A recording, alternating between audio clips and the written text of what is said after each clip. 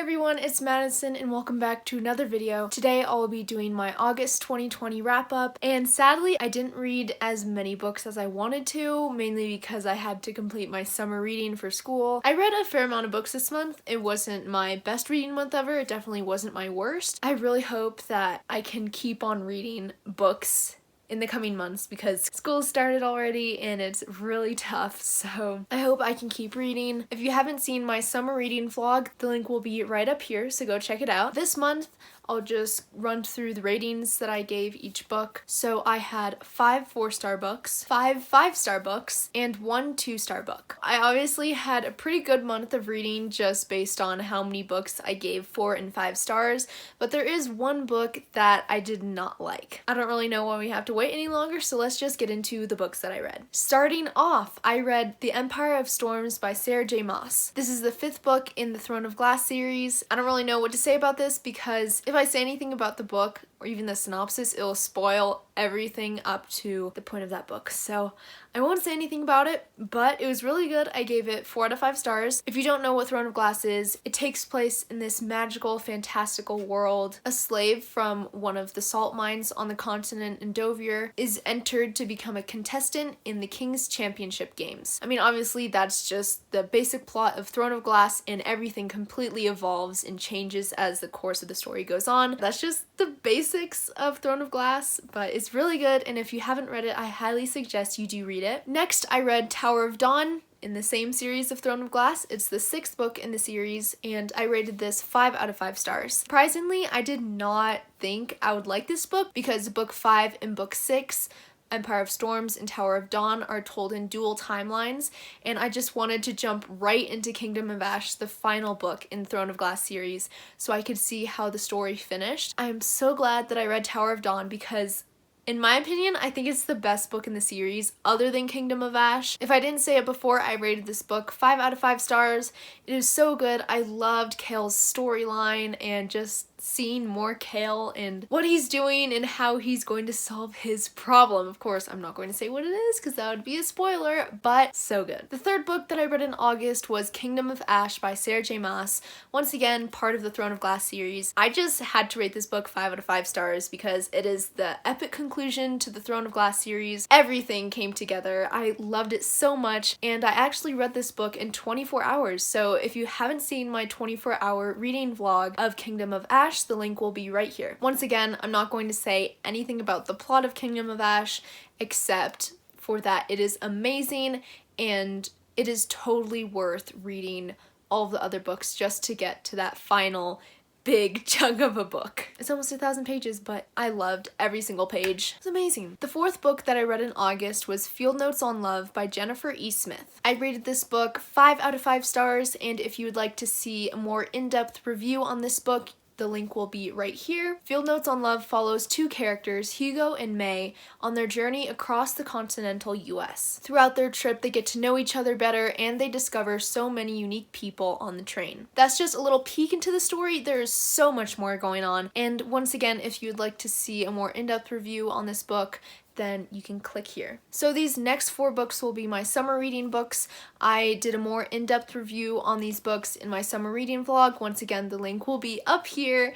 And just to start off is So Far From God by Ana Castillo. This book, unfortunately, I didn't love it that much. I rated it 2 out of 5 stars because the plot just felt all over the place, but the historical elements are very accurate, I feel like, to the culture where this book takes place. So that was one good thing about this book. It wasn't for me. I know a bunch of people who love this book, but it's just not the book for me. The next book I read in August was We Need New Names by No Violet Bulawayo. I love this book.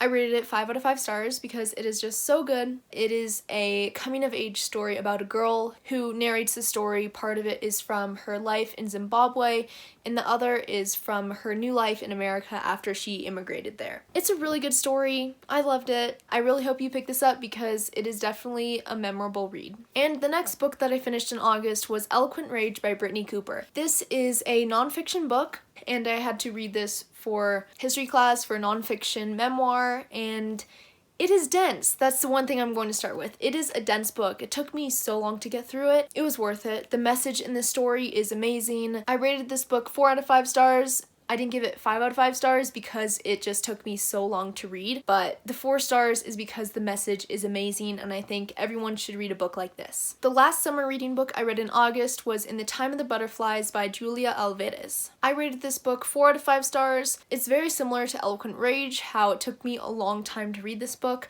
but the story and the plot, it was so amazing. This book follows 4 sisters in the Dominican Republic under the dictatorship from the 1930s to the 1960s, and the story tells their lives from 1930 all the way up until their murders in 1960. This was a very good book and probably one of the better summer reading books that I've read. I know that I'm plugging a lot of my other videos right now, but if you want to see me read all my summer reading books, the video is pretty long, but the link is right up here. Those are all the summer reading books that I had to read, so now these next 4-ish books will just be fun books that I read. The next book that I read in August was I Killed Zoe Spanos by Kit Frick. Unfortunately, I couldn't get a paper copy of this book because I think it recently came out maybe at the beginning of August, and my library is so backed up with new titles, so they couldn't get any paper copies, but I did get the ebook version of it. So I read it as an ebook, and still the story was amazing.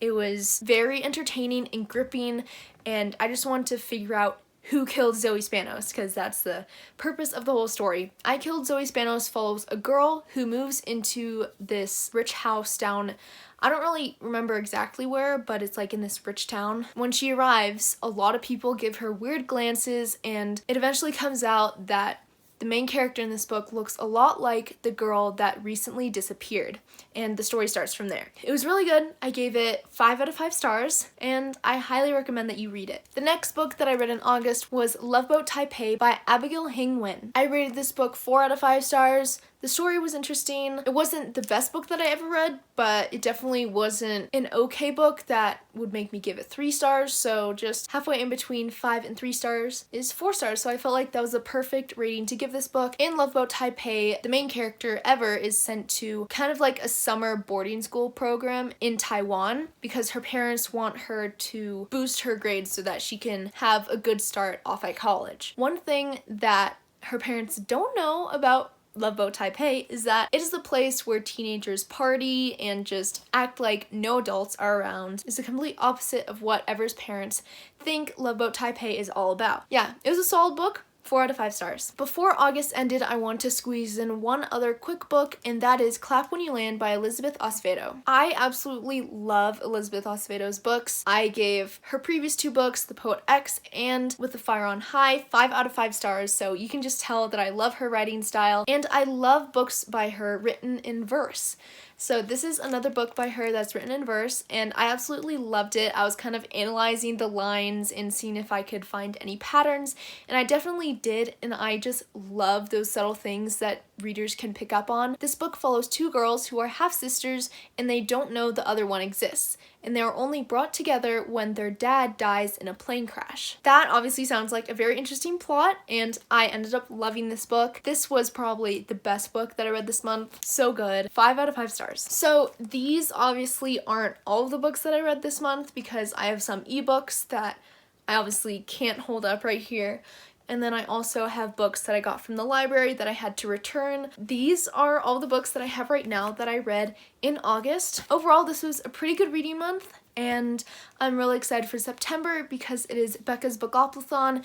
If you haven't seen my Becca's Bookathon TBR video, then the link will be right up here, but definitely go check it out. And the books that I'll be reading in the month of September are right here. So I have Looking for Alaska, Renegades, The Sun Is Also a Star, The Hate You Give, and A Heart So Fierce and Broken. So those are all of the 5 books that I'm going to start reading in September. I'm really excited to start reading these books, and I hope you like this video. If you want to see more content from me, feel free to like and subscribe, and I'll see you all in the next video.